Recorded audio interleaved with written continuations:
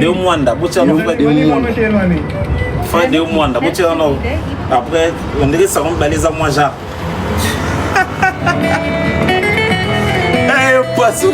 Eh Pasuki,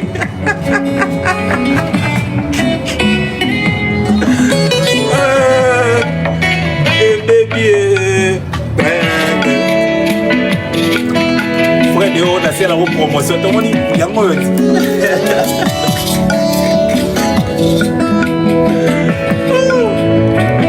Bon. Ma Bible dit tu es le chemin, tu es la vie, tu es la vérité. Nanyo alanda yo abunga nzela. Yo kabiso. Yango ngai nalobi. Nakolanda nzela mosusu.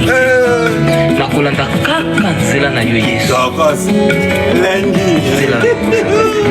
Alléluia. Ndoki. Nzela mosusu. Epasuka. Bakolo Nzembo va se reconnaître. Bakolo Nzembo va se reconnaître. Il faut voir tapotage oui Bakisamia. La vie, la vérité. Tapotage oui Bakisamia Gindo. Mosusu te yo Yesu. Nzela oyo ekosaka. Yoka biso. Bota poté pour sécuriser ma affaire. Tout comme la 30 000 cœurs. 30 000 cœurs. Papa ya bokola bana bitike mosungi ya baveuve Yoka biso. Mobikisi oyo asikola ngai liboso ya banguna na nga alongolanga na mabo na koyemba Yesu azali lisungi na ngai lisungi oyo ezangaka te na ntango ya pasi olobi na ngai natie liboso na yo banzela mibale kasi olobi na ngai nabongwa naye kososola ete yo nde ozali bongo nzela na yo eza nzela oyo ezopesa vie nzela na yo eza nzela oyo toza na assurance ya avenir na biso oh Jésus nzela mosusu eza te popele nzela na yo Tole. Kitoko sinon kaka ndule. Voilà, je crois que c'est une manière pour moi il y a sa main forte à travers ces lives na l'une de mes sœurs Belinda Kandi que j'appelle affectueusement moi si elle vient en Haï qui a dévoilé aujourd'hui la date de son spectacle à Paris. Ça sera next year, année prochaine, le 8 mai, dans place d'Italie, au théâtre du 13e art, je crois, jusque là. Au théâtre du 13e art. On va en parler. C'est aussi bien parce que c'est exporter notre culture, théâtre nabisozo, ils ont continué à galoper, ils ont continué à kende très bien et puis prestation scénique et ça la makitoko batwa au monde nabiso na TV cette fois-ci ils ont permettre à ce que na batu au baninga biso basuka kana ba TV basuka kaka pa ko liker ko partager ko commenter musa na biso à travers la télévision baya ko vivre en place. On va aussi en parler. C'est vraiment quelque chose où l'élo et ça c'est mon anga donc deux de ces événements et ça l'a bien.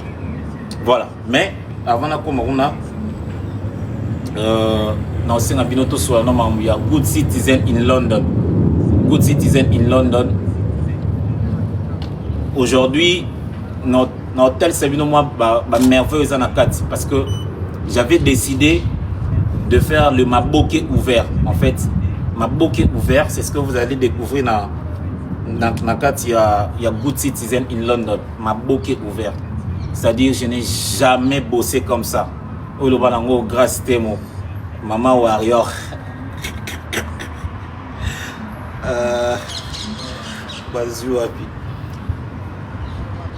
Good Citizen in London, je n'ai jamais bossé comme ça.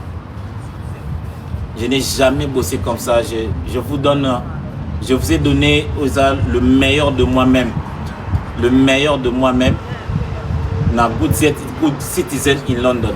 Donc, bandeko ba ozwali ici ya Olanda Moussa Nangai. Bosomba yango na www.dacostatv.com.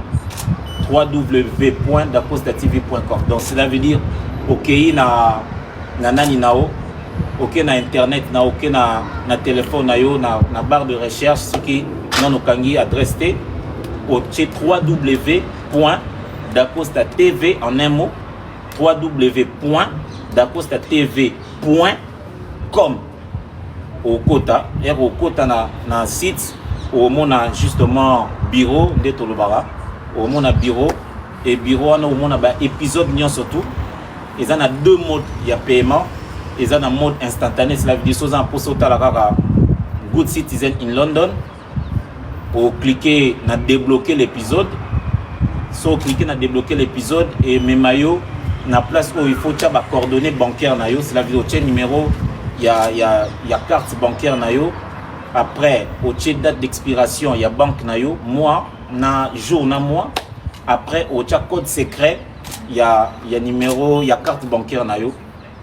Et après, on appuyer na paye. Ceux qui ont appuyé na paye directement.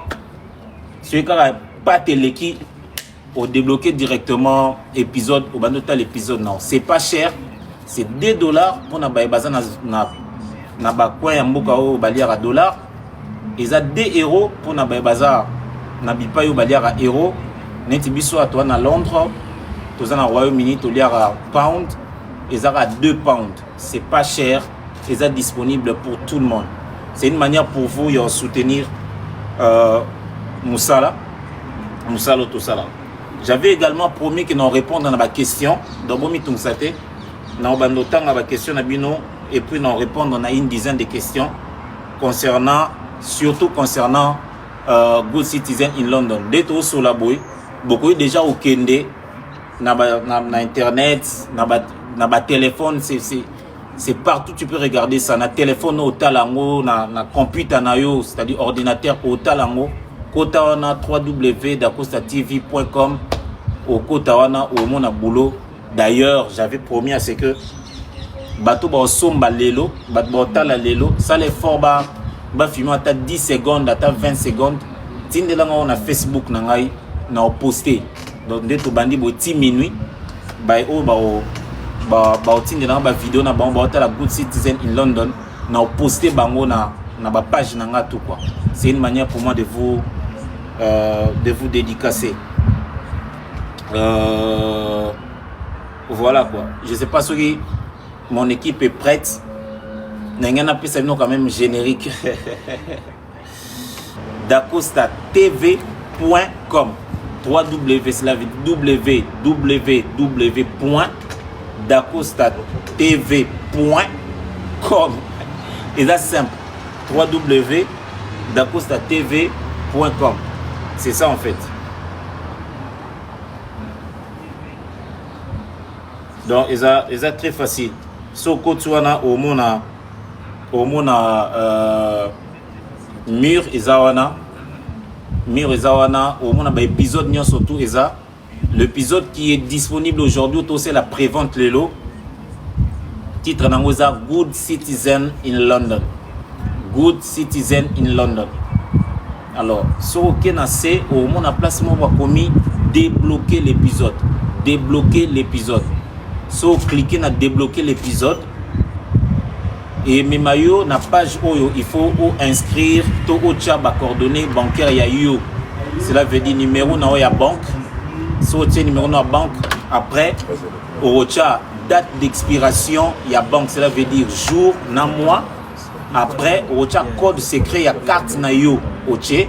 So si yango et aussi na kombo na mobimba otie kombo na mobimba so si ko tia kombo na mobimba kiti na se au moins na place ba komi paye au cliquer wana dès lors que $2 no eleki to €2 no eleki to £2 no eleki mbala moko épisode efungwami otali yango pepele.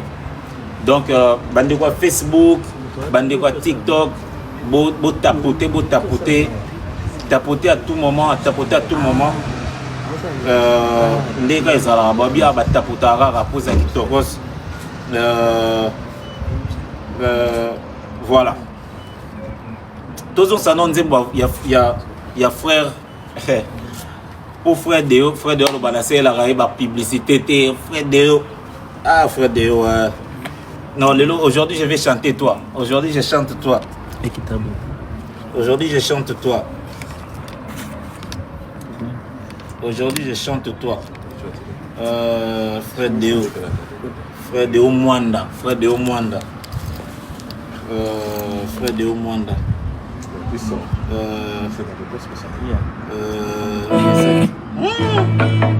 Yoka. Ok. Et quoi? Nous épinglé site. Nous avons www.dacostatv.com. www.dacostatv.com. www.dacostatv.com. www.dacostatv.com. www.dacostatv.com. www.dacostatv.com. Alléluia. Tu as annoncé mon frère Deo. Oh, frère Deo.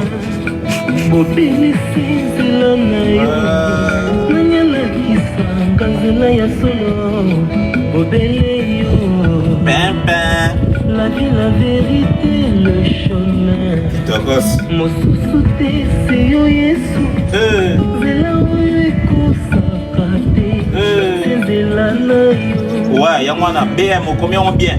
www.daco non, Kangisa Dakostana TV. Dakostana TV, c'est au Kangama. Ouais, TikTokos. Ouais.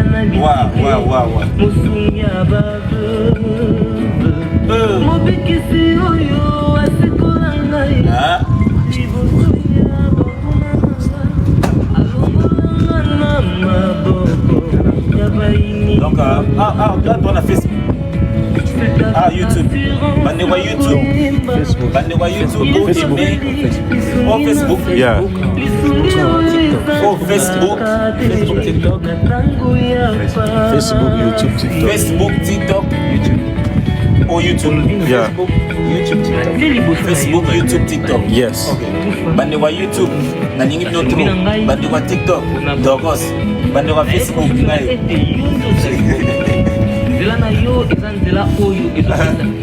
Frère Deo, oh frère Deo, frère Deo, oh nalinga yo te monde tosto, le no to binanga yo ah. Ah gaya. Répondre à la question. Ok. Pendant que frère Deo, bon côté ma question. Et ça moula été ma short question car et ça la que tu réponds à moi facilement.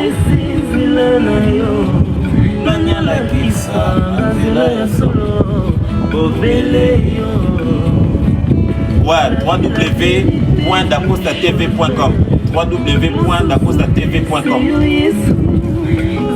Tu vas faire des photos, tous en moi question, moi 2-3 questions et ça moi qui t'ose. Bayokisa masolite papa ya bofelan bana bitike mosungia bave mobikisi oyo asikola ngai liboso ya banguna nanga alongolanga na maboko ya bayini nanga. C'est avec assurance nakoyemba Yesu azali lisungi nanga lisungi oyo ezangaka te na tango ya pasi. On profite de l'occasion de saluer la famille. Ouais, pour saluer la famille Kianoko de maman Priscille. Ah, maman Priscille na bébé naé Zenden. Maman Priscille na bébé naé Zenden. La femme de Joe de London. Bazoua. Moi c'est votre Joe de London. Bazoua. La maman de Zenden. Itoros. On salue également El Gracias. On salue aussi Mazoua Malastar. Mazoua Malastar, comment tu vas? On salue Mazoua Malastar. On salue encore Dada. C'est l'avenir Davina de London. Davina Apoité, mais Davina de London. Salut. Salut Davina Apois, je te salue. Apoologie, je te salue. Je salue Miradi. Et je salue également Maman Lydie de London. Je salue aussi Maman Lydie. Les boss brava.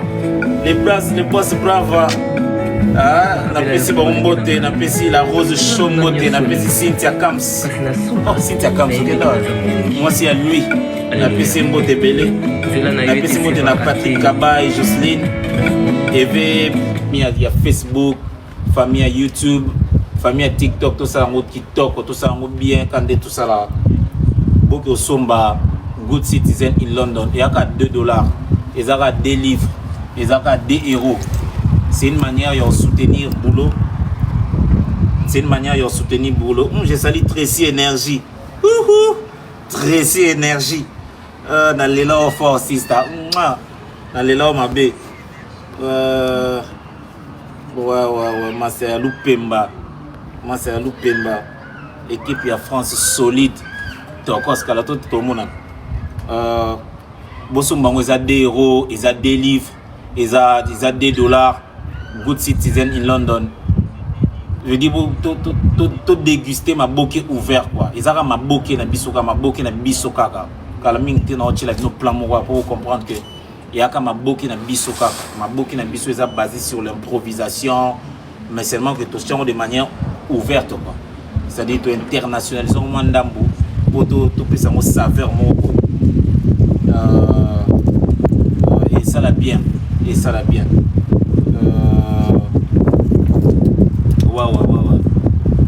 Ils ont 2 livres. Ils ont 2 livres pour notre base au Vanda. Ils ont $2 pour notre balière à $.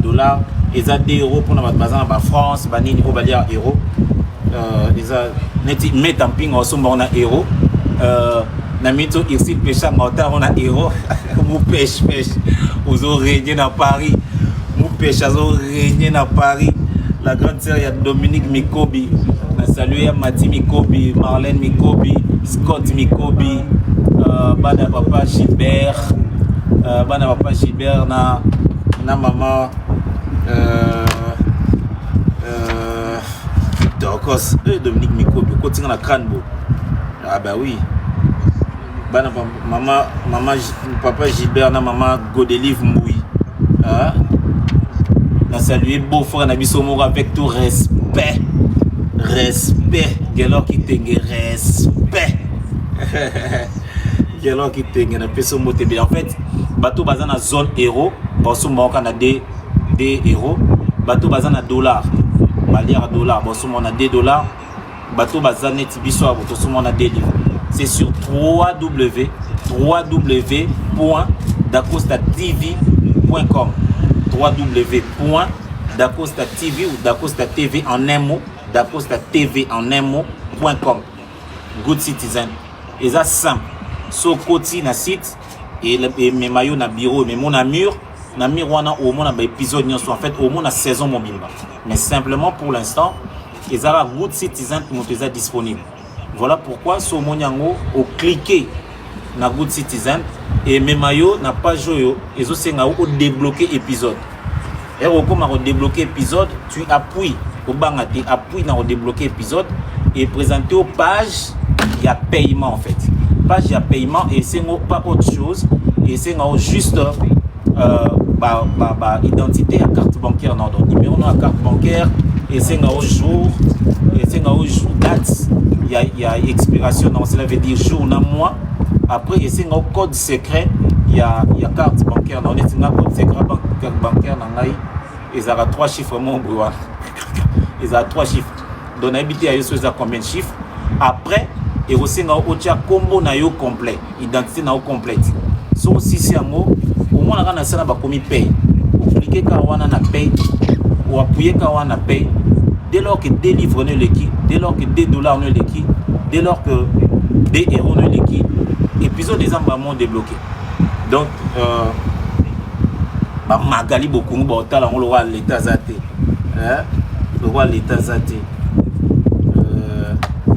donc tout ça a plaisir à trop je profite de l'occasion pour pourquoi pas saluer Déborah Madienga je salue Grâce Kanga Grâce Kanga je salue Maxime Kanga le grand frère je salue Maxime Kanga le grand frère Maître Guerre Kanga je te salue aussi Maman Élisée Wangana je te salue également Hendrix le photographe je te salue Julia Leko je te salue Baro et quand même la combat Gayabo Chloé comment la Gayabo qui tokos Chloé Kerta je te salue également Chloé Kerta voilà bandeko ya bandeko Facebook bandeko Facebook bon on a photo Facebook TikTok ou YouTube ou Facebook bandeko Facebook je reprends dans un monde on a répondre je reprends et ça www.dacostatv.com c'est simple www.dacostatv.com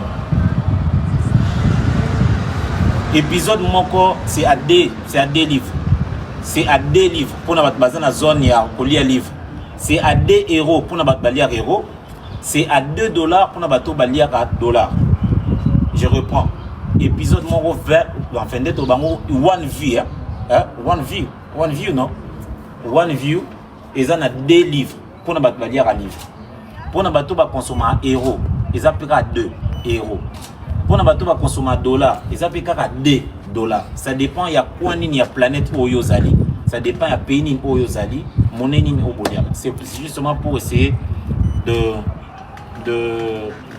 simplifier pour tout le monde mais également il y a l'option abonnement pour na bato balingi bazo abonnement c'est à 20 livres pour na bato bazar na Royaume-Uni balia livre c'est à 20 euros pour na bato balia euros c'est à 20 dollars pour na bato balia dollars ça c'est vraiment si tu veux soutenir et puis tu veux avoir tous les épisodes au Talango le quoi vient ngai Gambembo les très makasi vient ngai Gambembo Serge Gambembo les très makasi camarade ya Olivier Lumengo camarade ya Olivier Lumengo vient ngai Serge Gambembo les très makasi Master Olivier Lumengo sans oublier pourquoi pas maestro Langai monsieur Chris Sumbula. Je profite de l'occasion pour dire aussi un grand merci à un frère également aussi un aîné lui c'est le patron du CESAC monsieur Christian et maître Christian Bossembe voilà donc c'est une manière de soutenir Moussala c'est comme ça on est en train de faire et on soutenir en gros c'est acheter nos œuvres. Je crois que l'artiste doit vivre de ses œuvres. L'artiste doit vivre dans Matoloté, l'artiste doit vivre dans Bisenga Sengate, l'artiste doit vivre dans Mutabi Lela Lelate, l'artiste vit de ses œuvres et c'est très important ce qui batou ressemble à la œuvre. En tout cas, ce qui est sûr que jusque là intention ya on a YouTube exaté. En tout cas intention ya on a YouTube exaté. D'abord à YouTube et à YouTube, le projet à YouTube est allié et belé mais qui mène Clara Asrom et un projet où il y a site nabiso www.dacostatv.com donc vous on a YouTube T en tout cas on a YouTube T bon on a YouTube T et Zaka kana www.dacostatv.com. Bokendo sombango bo sombango et ça bien. Voilà. Noko tout chata moi tout chata moi qui moi plekes. Tout moi plekes. Chata moi plekes. Et ça qui tokos après tozonga to meka passe sur la lisolo ya le 8 mai lisolo Belvi TV Belinda Kandi, big force à toi, le 8 mai. Babi billetterie font ma camp, le 8 juin. Famille Bota Oza, Baba Rappelinga, billetterie font ma camp.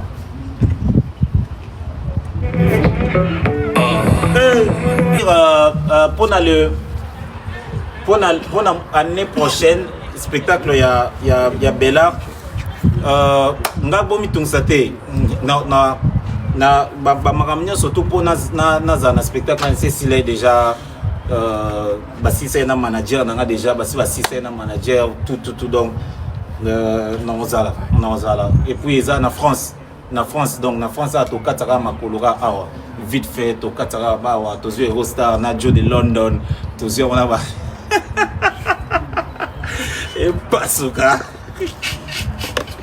et ça donc na Bendrix to Katsa donc to Katika na Bendrix ba Joe de London to Memi donc toqué to passe la joie donc on n'a pas un problème. Nous on n'a pas un problème, on va traverser ici. Soyez-en sûrs que le coach sera là. Je serai sur scène, ne vous dérangez pas. Ça c'est sûr. L'équipe il y a Belvi TV, si c'est une équipe il y a coach donc nous osons ça jump. www.dacostatv.com et même mon site nangai. So comme na site nangai, ba épisode des awana. Épisode déjà disponible maintenant. Ils ont Good Citizen in London. So cliquez na Good Citizen in London et même na page où il faut que ça va coordonnées bancaires na yo pour permettre à ce que au somba yango au monde on a ba commis débloquer épisode.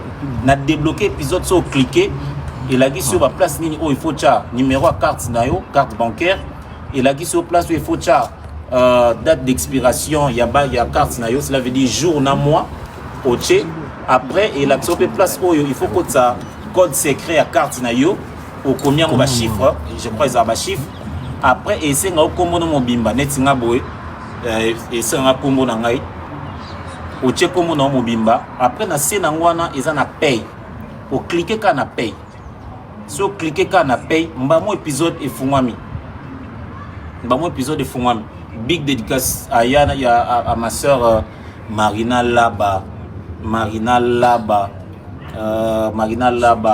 na pesio mbotebele et ya Aziza Kengumbe na pesio mbotebele na pesio mbotebele na masala ngai Flavien Mwaba biso Flavien Mwaba na pesio mbotebele masala ngai ça c'est un frère et un ami également na pesio mbotebele. Je vous demande Bosumba Good Citizen in London Bosumba yango bandeko. C'est une manière de nous encourager. On a travaillé dur pour avoir cette série. C'est que moi j'appelle ma bouquet ouvert. C'est bien. C'est pas cher, c'est des livres, c'est des dollars, c'est des euros, c'est pas cher bandeko. Bosumbango, force. C'est une première saison, mais je vous donne la première, juste pour vous montrer un peu ce qu'il y a là-dedans. C'est une première, Good Citizen in London. Le coach a partagé la scène avec Elma. Je fais le rôle de Kim. Elma fait le rôle de Clara. Cela veut dire Klim and Clara's Home. Un bon sujet. En français, c'est facile. Quand tu viens en français, Kim and Clara's Home, en français, c'est le foyer de Kim et Clara. C'est facile. Dans peu de temps, on a moins générique. Pour comprendre que quand je parle de ma bouquet ouvert, c'est-à-dire on a essayé d'apporter une autre touche na o déjà ça bien maboki na biso ça bien maboki na biso ça kitoko tout ça là déjà très bien mais Da Costa alingaki a apporté touche na ye mususu na maboki ça déjà bien. Voilà pourquoi na meme bino maboki ouvert parce que mutakota la maboki aza béninois à comprendre aza ghanéen à comprendre aza anglais à comprendre aza nigérien à comprendre, tu vois. Voilà pourquoi on a essayé un peu de rendre ça ouvert. Mais pour vos teams il va faire rien à kati besoin temps il y a otalango besoin temps otalango ndenge maman Priscilla otalango maman Zenden moi aussi il y a Joe de London parce que ça en anglais oui mais batnakin batboga anglais ba makasi d'ailleurs quand on parle de anglais à parler de anglais la pesimbote na Gatsby na pesimbote na Gatsby azaso célibataire tiabala déjà Gatsby bana tout ya mani na pesi bino mbote bana tout ya mani Solange na pesi mbote ya trop petit na ngai Wilfried na pesi mbote ya trop Wilfried batika yo quoi tout en grosse la tour de ma faire et ya bango tembeti donc ils ont un sous-titrage T to sous-titrant côté to sous-titrant côté malheureusement to ça l'acrobatie wana té mais le roi art ezara universel on joue de manière à ce que vous comprendre bato ba timbela anglais té so botali yango bo comprendre aux attentes sur na posa au comprendre l'histoire à travers la langue anglaise au comprendre en groupe à travers la gestuelle à travers le conflit parce qu'en fait c'est ça le but du théâtre, c'est de représenter les conflits humains sur scène. Moi tout côté ma théorie na yo baré bat pam voilà quoi. Donc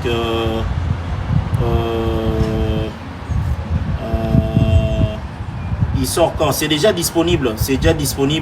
Allez-y voir ça. C'est déjà disponible. Allez-y voir ça sur www.dacostatv.com. Sur www.dacostatv.com. Bon, c'est Pelanango. Déjà, bon, écoute que tout ça est la remarquable. Mais seulement que cette fois-ci, non, on a joué na Good Citizen London. Non, on a joué na Prime and Clara's Home. J'ai tellement donné pour vous faire plaisir. Je me suis remis en question. J'ai remis mon talent en question. Je me suis oublié. Je dis, je dois donner quelque chose. Et j'ai béni le Seigneur parce que mon équipe était là. Joe de London, Azakiwana, Hendrix Azakiwana. Ils m'ont boosté, ils m'ont donné de l'espoir, ils m'ont transmis de l'énergie. Et c'est ça en fait. C'est des livres, c'est des dollars, c'est des héros. Angèle Zolani, Zolantim, on a fait son mot tébélé, ma grande sœur, on a fait son mot tébélé, na Madame Télé, on a fait son mot tébélé, na Jocelyne Ndombe, Céline Ndombe, la grande famille, Karen Moukina Dogos, Petit Nangaï, Jonathan et tout le reste. Good Citizen in London, Bossombango, Botalango, Baya Oseka, mais, biso tout ça, dans l'idéologie, il y a Castigar et Riden de Mores, on éduque le mœurs en riant. Mais il faut un message na souka, il faut bater à manasuka. En fait, c'est ça le maboke. Mais seulement, il faut rendre ouvert, il y a un chango English language et permettre à ce que au moins ils Nigérien baleka biso po anglais biso tozara ghetto po biso to anglais non. La langue n'est pas une barrière pour l'art. Tu vois, la langue n'est pas une barrière pour l'art. L'art reste universel. C'est d'ailleurs grand prêtre, le roi Rocambole Gesho Spawn, Mobala Makolo Boule, Mobala Maman Vignel, c'est-à-dire, la langue n'est pas une barrière. Mais on peut utiliser cette langue pour exporter notre culture. Il y a ma Camboza, Good Citizen in London.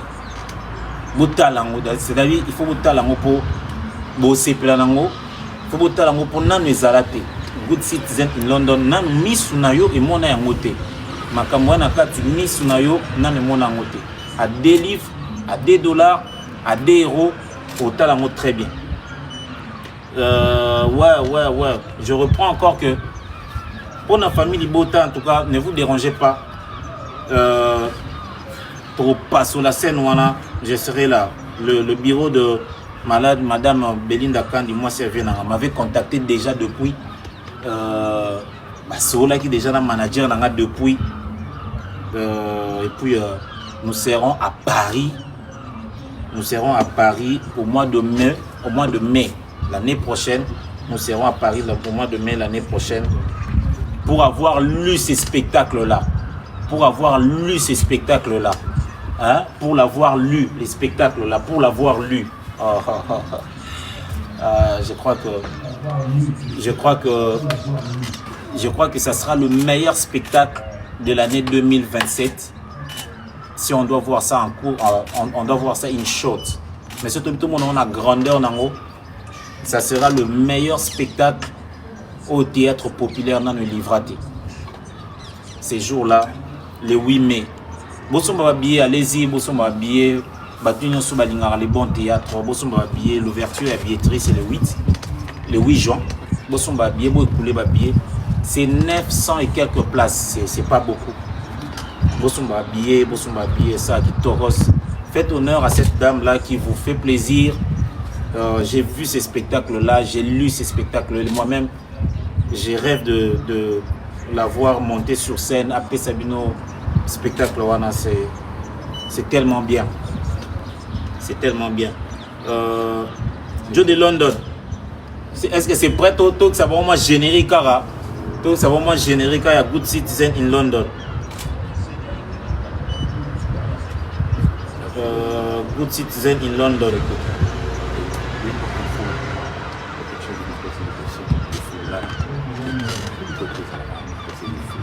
Générique dans 20 minutes. Kitokos. Ah ouais, bon, ils ont mis 300 places. Ah d'accord. Mais c'est bon, si ils ont mis 300 places, écoulez-le. Et puis, et ça, Kitokos. Et ça bien.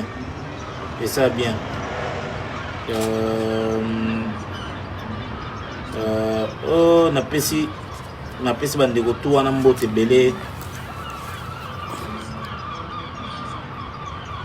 Bototola, on va massa, bototola. En fait, il faut tout apprendre qu'au soutenir l'artiste. Artiste Songolo Pakala. Sorache date nae bandeko boki osomba billet. Spectacle et artistes ezali, il y a musique, tout y a théâtre, osomba billet. Parce que les artistes donnent tellement pour faire plaisir. Ceux qui osomba billet, ceux qui osomba produit na bangote. Bozo sala de sorte que l'artiste wana batikala ba mendiant, batikala sengela parce que justement l'homme vit de son métier. Mais métier artiste, ceux qui bino bat bo consommer ngo bozo somba ngote en vivre na ndeni. Il y a pas de magie. Un jour à obéle comme tchaba cotisation, tchaba boye. Allez, hein? Maman pesa ngate. Mon pesa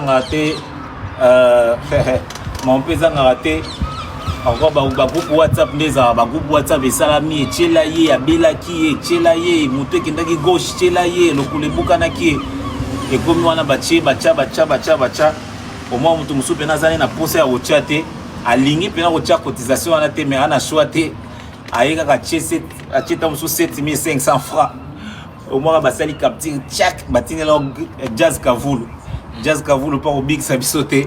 On a gossip, tout à Tombi. En fait, le problème, c'est pas l'artiste, c'est vous parce que vous n'achetez pas quoi. Vous n'achetez pas. Tu vois, quand vous n'achetez pas, et ça que artiste a vivre dans un métier n'a été money. Et ça que artiste a vivre dans un métier n'a été. Alors ça a 40 ans de métier, alors ça a 50 ans de métier, mais tellement beau son batté. Moyen artiste à vivre dans le métier naé exacté.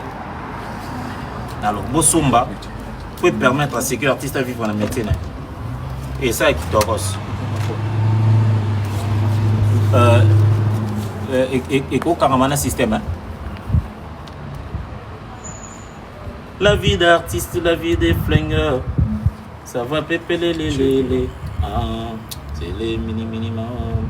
Je viens Bordeaux, c'est les minimum. Bolingo, et ça la capacité. Côté ni bégué. Tout est les gars, tout est bien.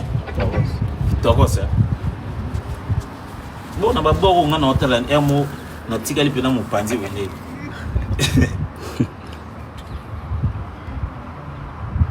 D'accord, tellement. Et mon ami n'est hommage na bampaka nyonso.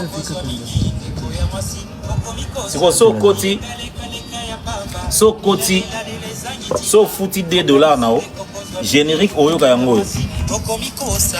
So futi $2 nao générique oyo ka yango et so ka na générique. So futi $2 nao générique oyo ka yango.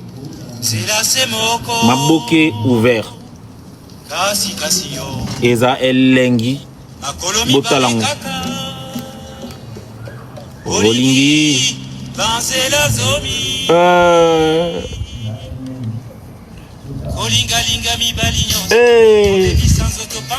Maman nangaye. Le théâtre de chez nous. Respect aux gars qui ont vécu. Le grand prêtre Titengensana. Ok, et Kata. Totiango les sauces 20 minutes. Kata. Kata. En fait, je crois que les gens vont se dire, mais on a générique à groupe Salongo. Justement, ils ont générique à groupe Salongo parce que le théâtre que nous pratiquons aujourd'hui a une seule référence, c'est le groupe Salongo. Là, je fais un big up à mon maître Faustin Soukari Lombe Lubakwa, que je salue. Papa, que Dieu te bénisse. C'est-à-dire, le théâtre de chez nous aujourd'hui, c'est la base en fait. Ils ont des missions na rumba, biso toza na théâtre de chez nous. Maboke, c'est ce qui est basé sur l'intelligence de l'artiste par rapport au sujet donné, sa manière d'improviser, sa manière de sentir son personnage, d'apporter sa touche, son intelligence, son sens de génie artistique. Si Lelo Oyo, tu pratiqueras le théâtre de chez nous. Nabanzondi, surtout na chaîne YouTube, Nabiso parti par là, c'est le théâtre de chez nous. Voilà pourquoi j'ai souhaité honorer Bambiaka wana na générique Oyo. Il y a théâtre de chez nous, je pense na papa et ballet mondial, papa Dudunga Foura, basé belé, bamsusu ya ba exista ki nga nazaki na mokilité, na mokilité, na monika ba fait papa Kwedi. Je fais mes grandes salutations na papa Kabamba Cartouche Masasi na PC Mbote, toyo kaka basuna ba mama Bomengo, ba mama Mabele, ba papa Sonzo, ba mama na biso Denise Lipati, ba mama na biso Esengo ba biazaki mama Nanzele. Ba biazaka souka là, j'espère que la beauté ne vieillit pas. Aza une très belle maman jusqu'aujourd'hui. Voilà. Toute cette bagatelle là, toute cette panoplie d'artistes là talentueux ont fait la pluie et le beau temps dans le théâtre de chez nous. Alors, maintenant que je donne cette épice là, je n'ai pas souhaité à ce que anglais mutazo jouer, aux américains mutazo jouer, tout ça. Non, j'aimerais que à travers ces génériques là, qui suis-je? Je ne perds pas mes origines, je reste dans mes origines. Le théâtre de chez nous, ma boké na biso en fait. Yango moni mbek mbek dodem pak mbek mbek mbek mbek dem pak dak dak ndak ko luka luka kakambon. Ezaki so ebeti mutu tout fois que tu as parlé, mutu tout fois là. De l'autre côté, le théâtre de chez nous, c'était le théâtre où Batunio surtout basé au Vanda, papa, maman, bana, binonio surtout bota la groupe Salongo. Mutaoki mate vazate. Et là qui samutu sonic na teva zate. Les artistes ont maîtrisé la métaphore, c'est-à-dire même quand c'était cruel à dire, on va retrouver ma manière ni le belango. Les groupes salon, c'était les groupes par excellence, dans le sens d'intelligibilité. On pense toujours à Papa Chitengisana. Ces derniers temps, c'est monsieur qui est parti, paix à son âme, Azori langa moi trop. Alors je pensais à ce que na projet nanga liboso na Londres, na rendre groupe Salongo hommage à travers cette chanson. Il y a Franck Lansane. Franck Lansane, ils avaient su Betty quand ça retentit tout le monde. Et je crois que et mettons d'accord. Non retient poto to yokango susuma dimi groupe Salongo. C'est ça en fait quand j'appelle ma bouquet ouvert. Ça dit sur ma talion babi oh. Tata bamama bilenge. La santé n'a pas de prix. Bokono ekoki koyela yo lolenge nyonso. Nzoto ezana bokono ebele. Voici ba vitamine. Ezali pona santé na yo. Ezaka ka ba vitamine. Ba complément alimentaire. Eza tana problème côté pour la santé na yo. Parce que ezali bio. Maladie nyonso. Oyo boyebi eskoki kosala moto na vie. Ta la solution nango yangoyo. Kokende susu mosika te. Olingi expérience. Yaka. Somba ba vitamine oyo. Mela. Okopesa nga raison. Ngai mama Zozo mavakala na biki pona ba vitamine oyo nazaki na ba maladie ebele moyena tangango ezate yango lokwa na biki na boyi na garder yango nga moko na lobité na partager na communauté nanga na famille na ngai pona ba vitamine oyo esunga pe yo pona santé na yo. Tika solution mosusu ezate yo zana bokono. Il y a diabète, tension, AVC. Ou il y a silisa batu. Ou il y a un problème, il y a hémorroïde, tumeur, nerf sciatique. Ou il y a un problème, il y a vertige à tout moment. Aucun des cas, tension mati. Aucun des cas, tension kiti. Basi au bozan a un problème, il y a une infection.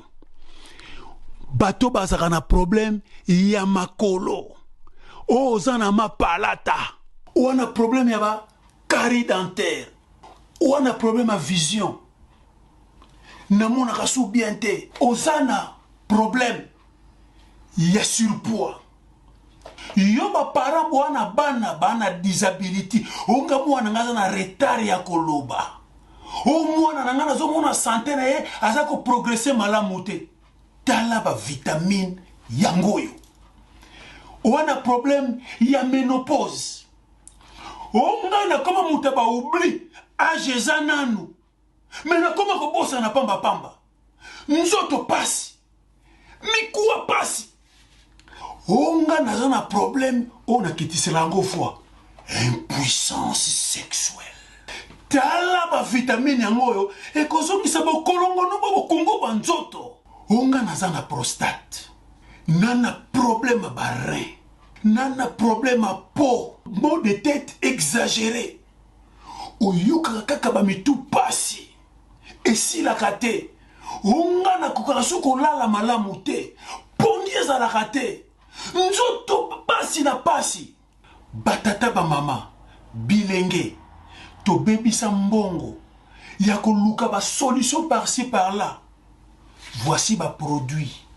Na primo ko ya malamu okozalo biko olingi osomba ba produit ba expliquer yo encore en long et à large ndenge ba produit oyo ekoki ko fonctionner na nzoto na yo ndenge nini okoki ko utiliser yango chaque vitamine ezali ezana bokono nango za ko traiter ko hésiter te benga biso na numéro plus 44 79 85 39 08 49. Somba yango okopesa nga raison ya ngoyo baproduit ya forever living product elingi koloba produit vivant pour toujours soki omeli yango okovivre longtemps, plus longtemps encore.